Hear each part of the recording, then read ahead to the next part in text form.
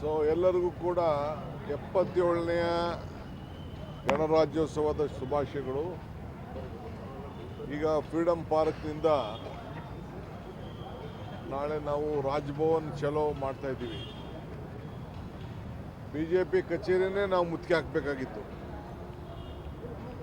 ಆದರೆ ಬೇಡ ಅಂತೇಳಿ ನಾವು ರಾಜ್ಭವನ್ಗೆ ಮುತ್ತಿಗೆ ಹಾಕುವಂಥ ಕೆಲಸ ಇವತ್ತು ನಾವು ಹಮ್ಮಿಕೊಂಡಿದ್ದೇವೆ. ನಾಳೆ ಎಲ್ಲ ಶಾಸಕರು MLCಗಳು ಕಂಪಲ್ಸರಿಯಾಗಿ ಬರಬೇಕು. ನಮ್ಮ ಕಾರ್ಯಕರ್ತರ ಜೊತೆಗೆ ಏನು ನರೇಗಾ ವರ್ಕರ್ಸು ಅವರೆಲ್ಲ ಕೂಡ ಇವತ್ತು ಮುಂದಾಳತ್ವವನ್ನು ನಾವು ತೆಗೆದುಕೊಳ್ಬೇಕಾಗಿದೆ. ಇವತ್ತಿನ ಸಂದೇಶ ಅಂದರೆ ಇವತ್ತನ್ನು ನಾಳೆ ಸಂದೇಶ ಪಂಚಾಯತಿ ಮಟ್ಟಕ್ಕೆ ತಲುಪಬೇಕಾಗಿದೆ. ಪಂಚಾಯತಿಲಿರುವಂಥ ನಮ್ಮ ನರೇಗಾ ಕಾರ್ಯಕರ್ತರು ಅವರೆಲ್ಲರೂ ಕೂಡ ಪ್ರತಿ ಪಂಚಾಯತಿಯಲ್ಲೂ ಕೂಡ ಕಾರ್ಯಕ್ರಮವನ್ನು ಹಮ್ಮಿಕೊಳ್ಬೇಕಾಗಿದೆ. ಇವತ್ತು ರಾಜ್ಯ ಮಟ್ಟದ ಕಾರ್ಯಕ್ರಮ, ಜಿಲ್ಲಾ ಮಟ್ಟದ ಕಾರ್ಯಕ್ರಮ, ಪ್ರತಿ ಕ್ಷೇತ್ರದಲ್ಲೂ ಕೂಡ 5 ಕಿಲೋಮೀಟ್ರು ಕಂಪಲ್ಸರಿ ನಡಿಲೇಬೇಕು. ಅಂದರೆ ಪಾದಯಾತ್ರೆ.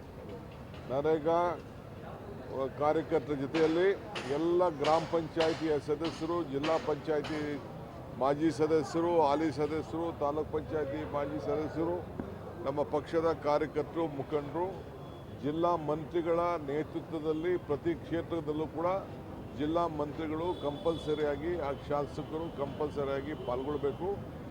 ಎಲ್ಲ ವಿಧಾನಸಭಾ ಕ್ಷೇತ್ರದಲ್ಲಿ ಎಲ್ಲೆಲ್ಲಿ ಶಾಸಕರಿಲ್ಲ ಅಲ್ಲೆಲ್ಲ ಒಬ್ಬೊಬ್ಬ ವಿಧಾನ ಪರಿಷತ್ತಿನ ಸದಸ್ಯರನ್ನ ನಾವು ಈಗಾಗಲೇ ಅವ್ರನ್ನ ಅಬ್ಸರ್ವರ್ಸ್ ಆಗಿ ನೇಮಕ ಮಾಡಿದ್ದೀವಿ. ಮತ್ತು ಎಲ್ಲ ಪದಾಧಿಕಾರಿಗಳು ಕೂಡ ಉಸ್ತುವಾರಿ ಯಾರಿಗೆ ವಹಿಸಿದ್ದೀವಿ ಅವರು ಕೂಡ ಆ ಪಾದಯಾತ್ರೆಯಲ್ಲಿ ಮುಂಚೂಣಿಯನ್ನು ಅವರು ನಡೆಸ್ತಾರೆ. ಸೊ ಈ ಕಾರ್ಯಕ್ರಮವನ್ನು ಕಾಂಗ್ರೆಸ್ ಪಕ್ಷ ಸೂಚನೆ ಮಾಡಿದೆ. ಇಡೀ ರಾಷ್ಟ್ರದ ಒಂದು ದೊಡ್ಡ ಕಾರ್ಯಕ್ರಮ, ರೈತರ ಕಾರ್ಯಕ್ರಮ. ಯಾವ ರೀತಿ ನಾವು ಹೋರಾಟ ಮಾಡಿ ಹಿಂದಕ್ಕೆ ತೆಗೆಸ್ತೋ ಅದೇ ರೀತಿ ಇವತ್ತು ನಮ್ಮ ಪಿತಾಮಹ ಮಹಾತ್ಮ ಗಾಂಧೀಜಿಯವರ ಹೆಸರಿನಲ್ಲಿ ಹಾಕ್ಕೊಟ್ಟಂಥ ಉದ್ಯೋಗ ಖಾತ್ರಿ ಯೋಜನೆಯನ್ನು ಮತ್ತೆ ಅನುಷ್ಠಾನಕ್ಕೆ ತರಬೇಕು. ಸುಮಾರು 6,000 ಕೋಟಿ ರೂಪಾಯಿ ಪ್ರತಿ ವರ್ಷ ಗ್ರಾಮ ಪಂಚಾಯತಿ ಮಟ್ಟದಲ್ಲಿ ಕೆಲಸ ಆಗ್ತಾಯಿತ್ತು.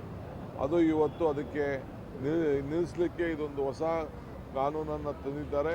ಇದು ಜನವಿರೋಧಿ, ಗ್ರಾಮೀಣ ಅಭಿವೃದ್ಧಿ ವಿರೋಧಿ ಮತ್ತು ಏನು ನಮ್ಮ ಬಡಜನರಿಗೆ ಉದ್ಯೋಗ ಖಾತ್ರಿಯನ್ನು ಶ್ರೀಮತಿ ಸೋನಿಯಾ ಗಾಂಧಿ ಅವರ ಮುಖಂಡತ್ವದಲ್ಲಿ ಮನಮೋಹನ್ ಸಿಂಗ್ ಸರ್ಕಾರ ಕೊಟ್ಟಿತ್ತು, ಅದನ್ನು ವಾಪಸ್ ತೆಗೆದುಕೊಂಡಿರೋದು ಖಂಡನೀಯ. ಆ ಖಂಡನೆಗೋಸ್ಕರ ಇವತ್ತು ನಾವು ಇಲ್ಲಿ ಈ ಹೋರಾಟವನ್ನು ಹಮ್ಮಿಕೊಂಡಿದ್ದೇವೆ. ಸಾಕಷ್ಟು ಅಕ್ರಮಗಳು ನಡೆದಿದ್ದು ಎಸ್ಪೆಷಲಿ ಕರ್ನಾಟಕದಲ್ಲಿ ಅನ್ನುವಂಥ ಆರೋಪವನ್ನು ಈಗ ನೋಡಪ್ಪ, ನಾನು ನಾಳೆ ಅವ್ರಿಗೆ ಹೇಳ್ತೀನಿ. ಈಗ ಅದು ಯಾರು ಹೇಳ್ತಾರಲ್ಲ ಅವರೆಲ್ಲ ಬರೋಕ್ಕೆ ಹೇಳಿ ಟಿವಿಗೆ, ನಾನೇ ಬರ್ತೀನಿ. ನಾನು ಇಲ್ಲಾಂದ್ರೆ ಪ್ರಿಯಾಂಕೋ, ಇಲ್ಲಾಂದ್ರೆ ಮಿನಿಸ್ಟರ್ಸ್ ಬರ್ತಾರೆ, ಇಲ್ಲಾಂದ್ರೆ ನಮ್ಮ ಕೃಷ್ಣ ಬೈರೇಗೌಡರು, 3 ಜನದಲ್ಲಿ ಯಾರು ನಾವು ಬರ್ತೀವಿ ಡಿಬೇಟ್ ಮಾಡಲಿಕ್ಕೆ. ಇಲ್ಲ ನಾಳೆ ಡಿಬೇಟ್ ಏನೇನು ಅಕ್ರಮ ಅಂತ ಮಾಡಲಿ. ಅಕ್ರಮ ಆಗಿದ್ರೆ ಯಾಕೆ ಕನಕಪುರ ತಾಲೂಕಿಗೆ ಅವಾರ್ಡ್ ಕೊಟ್ಟರು? ಅಕ್ರಮ ಆದವ್ರ ಬಗ್ಗೆ ಅವ್ರು ಏನು ಬೇಕಾದ್ರೂ ತನಿಖೆ ಮಾಡಲಿ. ಆದರೆ ಬಡಜನತೆಗೆ ಹೊಟ್ಟೆಗೆ ಲಾಸ್ ಆಗ್ತಿತ್ತಲ್ಲ, ಅದಕ್ಕೆ ಯಾರು ಕೊಡೋರು? 6,000 ಕೋಟಿ ರೂಪಾಯಿ ಒಂದು ವರ್ಷಕ್ಕೆ ನಾವು ಕೆಲಸ ಮಾಡ್ತಿದ್ವಿ ನಾವು. ಹಂಗಾರೆ ಮಾಡಿದ್ದು ಸರಿ ಇಲ್ವಾ?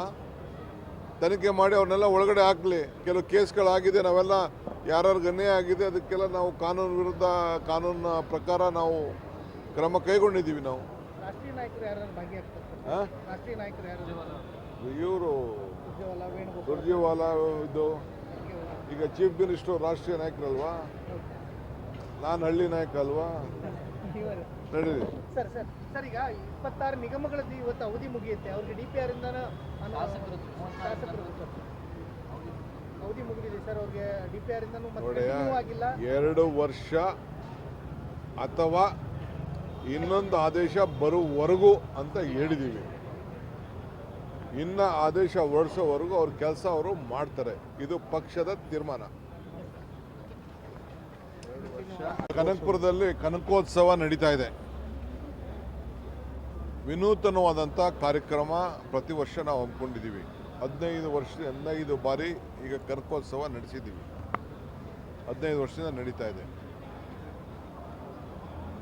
ಸುಮಾರು 72,000 ಜನ ಹೆಣ್ಮಕ್ಳು ಪಂಚ ಗ್ಯಾರಂಟಿ ಮನೆಗೆ 5 ಗ್ಯಾರಂಟಿ ಅದ್ರ ಬಗ್ಗೆ ರಂಗೋಲೆಯನ್ನು ಬಿಟ್ಟಿದ್ದಾರೆ. ಈಗಾಗಲೇ 56,000 ಜನ ರಂಗೋಲೆ ಹಳ್ಳಿಗಳಲ್ಲಿ ಬಿಟ್ಟಿದ್ದಾರೆ. ಇನ್ನು 17,000 ಅರ್ಜಿ ಟೌನ್ಗಳಲ್ಲಿ ಬಿಡಲಿಕ್ಕೆ ಅವಕಾಶ ಮಾಡಿಕೊಟ್ಟಿದ್ದೀವಿ. 28ನೇ ತಾರೀಕು ಟೌನಲ್ಲಿ ಬಿಡ್ತಾ ಇದ್ದಾರೆ. ಮತ್ತು ಯಾವ ರೀತಿ ಈ ಗ್ಯಾರಂಟಿಯನ್ನು ಉಪಯೋಗ ಮಾಡ್ಕೊಂಡಿದ್ದಾರೆ ಅಂತೇಳಿ ಜನರಿಗೆ ಜಾಗೃತಿಯನ್ನು ಮೂಡಿಸಬೇಕಾಗಿದೆ, ಅವರಿಗೆ ಮತ್ತೆ ನೆನಪು ಮಾಡಬೇಕಾಗಿದೆ. ನಾನು ನಮ್ಮ ಎಲ್ಲ ತಾಲೂಕು ಮಟ್ಟದ ಗ್ಯಾರಂಟಿ ಸಮಿತಿಯ ಅಧ್ಯಕ್ಷಗಳಿಗೆ, ಆ ಕಮಿಟಿ ಸದಸ್ಯರಿಗೆ, ಜಿಲ್ಲಾ ಮಟ್ಟದ ಅಧ್ಯಕ್ಷಗಳಿಗೆ ನಾನು ಈ ಕನಕೋತ್ಸವ ಸಮಾರಂಭಕ್ಕೆ ಆಹ್ವಾನ ಮಾಡ್ತಾ ಇದ್ದೀನಿ. ಕನಕಪುರಕ್ಕೆ ನೀವೇ ನಿಮ್ಮ ವಾಹನ ಮಾಡಿಕೊಂಡು ನೀವೇ ಬರಬೇಕು. ಊಟ ಸಿಗ್ತದೋ ಇಲ್ಲೋ, ನೀವು ಬಂದು ಯಾವ ರೀತಿ ಈ ಕಾರ್ಯಕ್ರಮ ಅಲ್ಲಿ ಮಾಡಿದ್ದೀವಿ ಇದನ್ನು ನೀವು ನೋಡಬೇಕು. ಜನರ ಯಾವ ರೀತಿ ಉತ್ಸಾಹ ಇದೆ, ಏನು ಅವ್ರ ಭಾವನೆಯನ್ನು ರಂಗೋಲಿ ಮನೆ ಮುಂದೆ ರಂಗೋಲಿ ಬಿಡೋ ಮುಖಾಂತರ ವ್ಯಕ್ತಪಡಿಸಿದ್ದಾರೆ. ಇದು ನನ್ನ ಕರಡು ಅಷ್ಟು ನನಗೆ ಮನಸ್ಸಿಗೆ ನಿನ್ನೆ ಎಲ್ಲ ನನಗೆ ನಾನೇ ಖುದ್ದಾಗಿ ನಾನು ರಸ್ತೆಗಳಲ್ಲಿ ನಡೆದೆ, ಅವರ ಭಾವನೆ ಯಾವ ರೀತಿ ವ್ಯಕ್ತಪಡಿಸಿದ್ದಾರೆ ಅಂತೇಳಿ.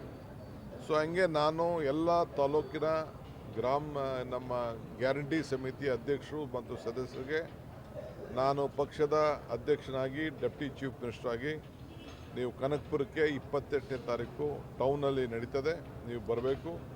ಅದಲ್ಲದೆ 31ನೇ ತಾರೀಕುವರೆಗೂ ಕೂಡ ಕನಕೋತ್ಸವ ಕಾರ್ಯಕ್ರಮ ವಿಭಿನ್ನವಾಗಿ ಗ್ರಾಮೀಣ ಪ್ರದೇಶದ ಯುವಕರಿಗೆ ಅವರ ಕ್ರೀಡೆಯಲ್ಲಿ, ಸಾಂಸ್ಕೃತಿಕವಾಗಿ, ಎಲ್ಲ ಶೈಕ್ಷಣಿಕವಾಗಿ ಪ್ರೋತ್ಸಾಹ ಕೊಡೋಕ್ಕೆ ನಾವು ಯಾವ ರೀತಿ ಕನಕಪುರದಲ್ಲಿ ಒಂದು ವಿಶೇಷವಾದಂಥ ಕಾರ್ಯಕ್ರಮ ಕನಕೋತ್ಸವ ಅಂತೇಳಿ ಹಮ್ಮಿಕೊಂಡಿದ್ದೇನೆ. ಈ ವರ್ಷ ಚನ್ನಪಟ್ಟಣದಲ್ಲೂ ಪ್ರಾರಂಭ ಆಯಿತು, ರಾಮನಗರದಲ್ಲೂ ಪ್ರಾರಂಭ ಆಯಿತು, ಮಾಗಡಿಲೂ ಪ್ರಾರಂಭ ಆಯಿತು, ಕುಣಗಲ್ನಲ್ಲೂ ಪ್ರಾರಂಭ ಆಯಿತು. ಸೊ ಭಾಳ ವಿಜೃಂಭಣೆಯಿಂದ ನಡೀತು. ದಯವಿಟ್ಟು ನನ್ನ ನಾಯಕರುಗಳಿಗೆ, ಗ್ರಾಮೀಣ ಪ್ರದೇಶದ ಎಲ್ಲ ನಮ್ಮ ಪ್ರತಿನಿಧಿಗಳು ಬಂದು ನೋಡಬೇಕು, ಇದನ್ನು ಹಳ್ಳಿಗೆ ತೆಗೆದುಕೊಂಡು ಹೋಗಬೇಕು. ಮುಂದಿನ ದಿನದಲ್ಲಿ ಇದಕ್ಕೊಂದು ಹೊಸ ರೂಪವನ್ನೇ ನಾವು ಕೊಡ್ತಾ ಇದ್ದೀವಿ. ಒಂದು ಹೊಸ ಯೋಜನೆಯನ್ನು ಮಾಡಲಿಕ್ಕೆ ಈಗಾಗಲೇ ನಾವು ರೂಪ ಮಾಡ್ತಾ ಇದ್ದೀವಿ. ನೀವೆಲ್ಲ ಬಂದು ನೋಡಬೇಕು. ಮುಂದೆ ಇದನ್ನು ನಿಮ್ಮ ತಾಲೂಕಲ್ಲೂ ಕೂಡ ನೀವು ಅಳವಡಿಸ್ಬೇಕಾದಂಥ ಕೆಲಸ. ಅದಕ್ಕೋಸ್ಕರ ಫಸ್ಟು ನೀವು ಬಂದು ಕಣ್ಣಲ್ಲೇ ನೋಡಿ, ಸೀಯಿಂಗ್ ಇಸ್ ಬಿಲೀವಿಂಗ್. ಅದಕ್ಕೆ ನೀವು ಬರಬೇಕು ಅಂತೇಳಿ ನಾನೆಲ್ಲರಿಗೂ ನಾನು ಮನವಿ ಮಾಡ್ತಾ ಇದ್ದೀನಿ. ಗೃಹಲಕ್ಷ್ಮಿ ದುಡ್ಡು ಮಾರ್ಚ್ ಮತ್ತೆ ಏಪ್ರಿಲ್ ಪೆಂಡಿಂಗ್ ನೋಡಮ್ಮ, ಸಿ ಒಂದೊಂದು ತಿಂಗಳು, 2 ತಿಂಗಳು, 3 ತಿಂಗಳು ಹೆಚ್ಚು ಕಮ್ಮಿ ಕಲೆಕ್ಷನ್ ಬರಬೇಕಲ್ಲ. ರಿಲೀಸೇ ಆಗಿರ್ಲಿಲ್ಲ ಸರ್. ಇರಲಿ, ಏನು ತೊಂದರೆ ಇಲ್ಲ.